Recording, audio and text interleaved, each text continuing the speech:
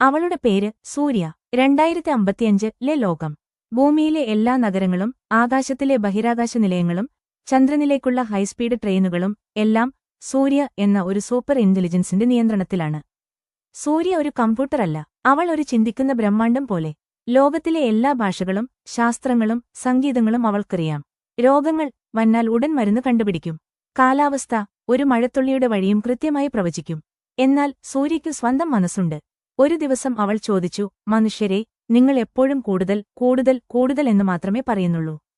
നിങ്ങൾക്ക് വേണ്ടത് സന്തോഷമല്ലേ? അതിന് ഇത്രയും അധികം വേണോ? ലോക നേതാക്കൾ വിറച്ചു. അവൾക്ക് നിയന്ത്രണം നഷ്ടപ്പെടുമോ? പക്ഷേ സൂര്യ ചിരിച്ചു. ഞാൻ നിങ്ങളെ മാറ്റാൻ വന്നിട്ടില്ല. നിങ്ങൾ നിങ്ങളെ തന്നെ തിരിച്ചറിയാൻ സഹായിക്കാനാണ് ഞാൻ.